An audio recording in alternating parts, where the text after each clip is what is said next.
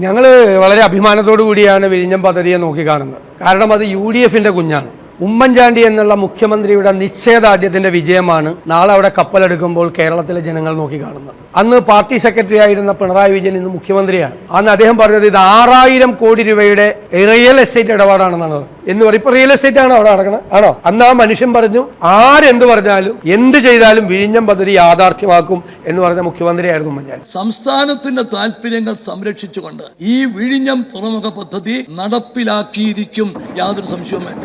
ഏത് സംശയവും പറഞ്ഞു, ഏത് നിർദ്ദേശവും വെച്ചു, അതൊക്കെ സ്വീകരിക്കാവുന്ന മുഴുവൻ സ്വീകരിക്കാൻ തയ്യാറാണ്. പക്ഷേ അഴിമതി ആരോപണം ഉന്നയിച്ച് ഇത് ഇല്ലാതെയാക്കാവും ധരിച്ചാൽ നടക്കില്ല എന്ന് പറയാൻ ആഗ്രഹിക്കും. ഇന്നിപ്പോ അവര് ഞങ്ങളെ ആരെയും ക്ഷണിച്ചില്ല, അത് അവരുടെ ഔചിത്യം. കാരണം എല്ലാവരെയും ക്ഷണിക്കുമ്പോൾ പ്രതിപക്ഷത്തെ ക്ഷണിക്കാതിരിക്കുക, മനഃപൂർവ്വം മാറ്റി നിർത്തുക. അതുകൊണ്ടൊന്നും വിഴിഞ്ഞം തുറമുഖം എന്ന് പറഞ്ഞാൽ ഉമ്മൻചാണ്ടിയുടെ മുഖവും ഉമ്മൻചാണ്ടി സർക്കാരിന്റെ മുഖവുമായിരിക്കും കേരളത്തിലെ ജനങ്ങളിൽ ഉണ്ടാകുന്നത്.